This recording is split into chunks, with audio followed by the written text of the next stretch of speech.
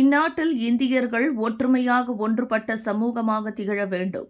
மகிழ்ச்சியான சமூகமாக, உழைத்து முன்னேறிய சமூகமாக வாழ வேண்டும். அதேவேளை தாய் தமிழோடு நம்மை இணைத்துக் கொண்டு தமிழுக்கு பெருமையை தேடித்தரும் சமூகமாகவும் உயர வேண்டும் என மனிதநேய மாமணி, கலைத்தாய், தன்னம்பிக்கை திலகம் அம்மா ரத்தினவள்ளி விஜயராஜ் அறைகூவல் விடுத்தார். இங்கு மலாக்கா குபு தமிழ் பள்ளியில் நாட்டின் பிரபல இலக்கியவாதியும் கலைஞருமான பலகுரல் இளவரசன் ஜாசின் தேவராஜனின் விழித்திரவி மற்றும் காதல் நதி நூல்கள் வெளியீட்டு விழாவிற்கு தலைமையேற்று அந்நூல்களை வெளியிட்டார். முன்னதாக அம்மா ரத்தினவள்ளி 5000 ரிங்கிட் வழங்கி நூலாசிரியரிடம் முதல் நூலை பெற்றுக் கொண்டார்.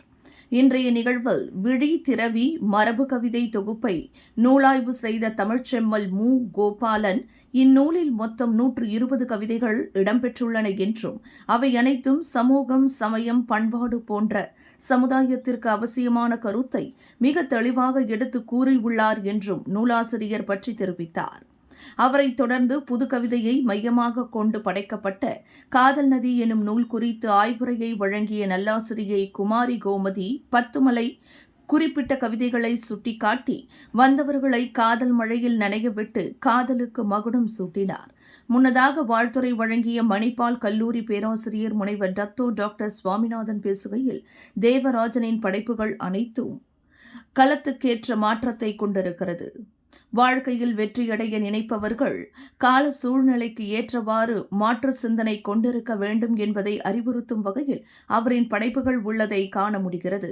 வாசகர்கள் கூட்டமே அங்கு திரண்டிருக்க இந்நிகழ்ச்சியில் பல்வேறு சிறப்பு அங்கங்கள், குறிப்பாக தேவராஜன் பலகுரலில் பேசியும் இசை கானங்களை படைத்தும் வருகையாளர்களை குதூகலப்படுத்தியது. நடன மணிகளின் அற்புத நடனம், எம்ஜிஆர் புண்ணியநாதன், எம்ஜிஆர் பாணியிலான அபிநயமும் நூல் விழாவை கலைக்கட்ட செய்தது. மேலும் இந்நிகழ்ச்சியில் ஒளி வழங்கிய உடல்பேறு குறைந்தவரான அதன் உரிமையாளருக்கு மடிக்கணினி வழங்க முன்வந்தார் அம்மா ரத்தினவள்ளி என்பது குறிப்பிடத்தக்கது. இவ்விழாவில் மேலும் ஒரு சிறப்பு அங்கமாக அம்மா ரத்தினவள்ளி முன்னிலையில் நூலாசிரியர் கவிஞர் ஜாசின் தேவராஜனுக்கு இலக்கிய திலகம் எனும் சிறப்பு விருதை ஏற்பாட்டாளர்கள் வழங்கி சிறப்பித்தனர். திருமதி சுலோச்சனா ஏற்பாட்டில் அன்பழகன் விழாவை மிக சிறப்பாக வழிநடத்த மகளிர்கள் புடைசூழ மனிதநேய மாமணி அம்மா ரத்தினவள்ளி குத்துவிளக்கு ஏற்றி விழாவை தொடக்கி வைத்தார். சகோதரிகளே, சகோதரர்களே, தாய்மார்களே, பெரியோர்களே, நான் பேச தொடங்கிய பொழுது திரு தயாபு அவர்கள் உள்ளே நுழைந்து கொண்டிருப்பதை பார்க்கிறேன். இது ஒரு மாறுபட்ட ஒரு நிகழ்ச்சி. 2 நூல்கள் வெளியீடு காணவிருப்பதை அறிந்து இந்த முயற்சிக்கு மனதோர பாராட்டு. அது மட்டுமல்ல தோழர்களே, அது மாத்திரமல்ல, முன்பெல்லாம் மாத்திரமல்ல என்று சொல்லி மனிதநேய மாமணி அவர்கள் கலந்து கொண்டிருக்கிறார்கள். எந்த ஒரு அமைப்பிலும் இல்லை, எந்த ஒரு கட்சியிலும் இல்லை. ஆனால் சமுதாயத்திற்காக இரவு பகல் பாராமல் வழங்கி வருகின்ற உதவிகளை வார்த்தையில் விவரிக்க முடியாது. 1 மில்லியனுக்கு மேல் அல்ல, 1.11 மில்லியனுக்கு மேல் இந்த சமுதாயத்திற்காக செலவு செய்திருக்கிறார்.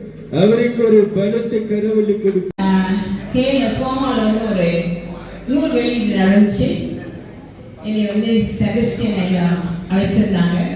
எனக்கு அப்போ உடம்பு சரியில்லை, அதனால என்னால போக இயலலை. இதெல்லாம் நிறைய நான் போவேன், இப்போ நான் குறைச்சிக்கிட்டேன், அதனால மன்னிக்கவும்.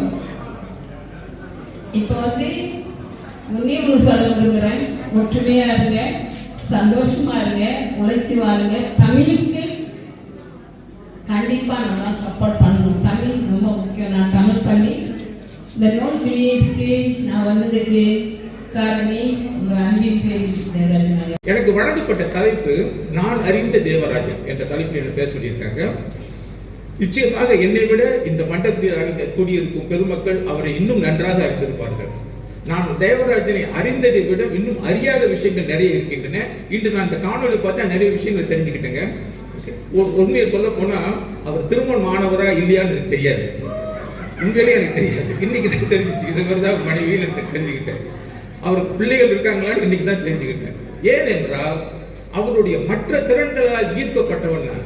ஒரு எழுத்தாளன் எழுதுகோளை எழுதும் பொழுது அவனுடைய எழுதுகோள் தலைகுனிய வேண்டிய நேரத்தில் எல்லாம் ஒரு தலைமுறை நிமிர வேண்டும், தலை நிமிர வேண்டும். அதான் எழுத்து.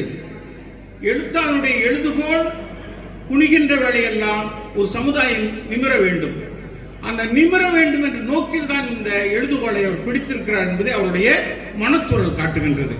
அவர் சொல்கின்றார், இலக்கணம் மீற வேண்டி எழுதுகோள் ஏந்தவில்லை, விளம்பர காலை